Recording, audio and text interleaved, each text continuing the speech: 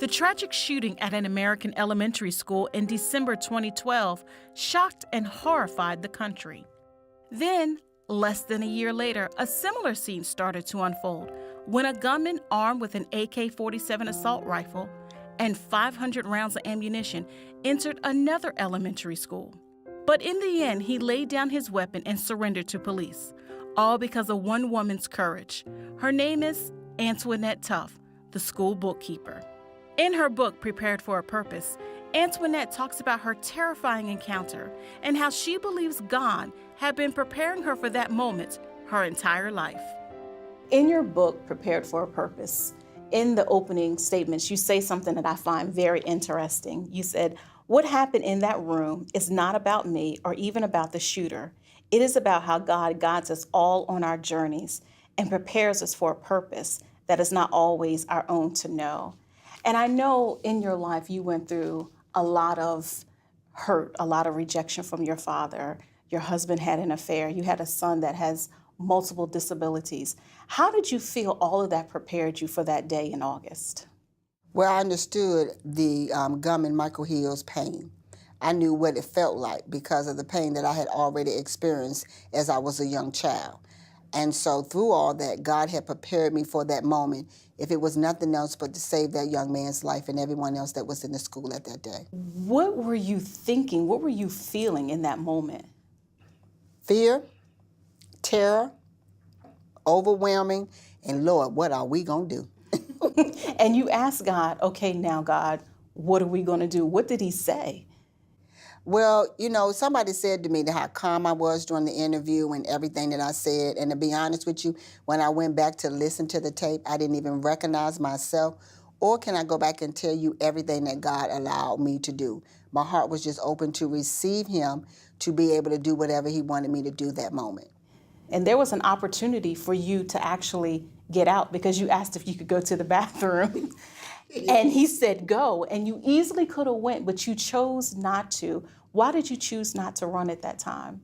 I know as unstable as he was, if I had ran out of that door and been able to think I was going to get away, he was going to now come in with all the ammunition that he had and the magazines, because at that time, he had now started loading them up on him. So he was fully loaded in his pockets and everywhere. I know that he would actually now come and start spraying up their school with bullets, and everyone would be dead.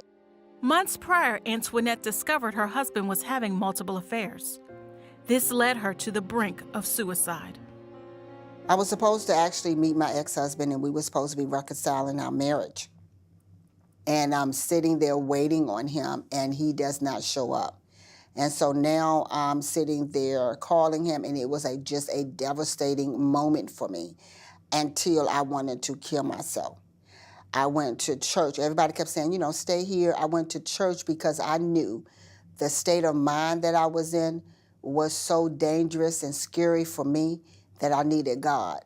And even though I can't even tell you at this point what my pastor ministered on that day, all I know is that if I got in the building, God would save my life. And so that was important for me that day, to be able to go and know that God was going to love me in spite of it all, because I didn't know how to love myself at the moment.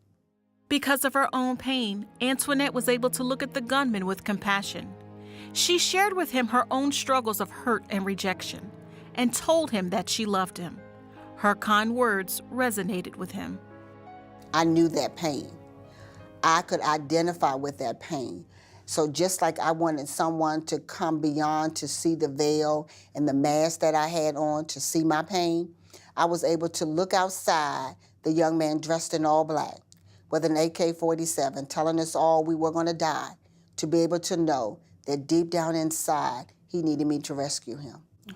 And so how did the day end? He now actually decides that he's going to take his life. And so I said to him, we're not doing that today. No one's going to die. We're all going home today.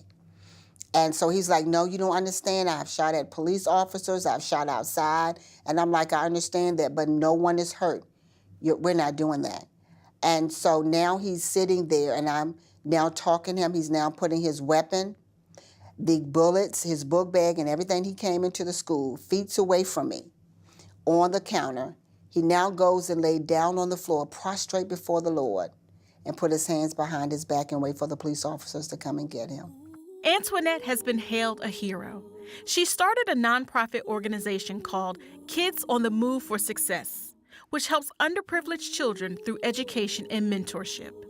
What would you say to the person who feels like you used to feel, worthless, and has had rejection and disappointment in life? What would you say to that person? I would tell that person to validate you today. Love yourself today.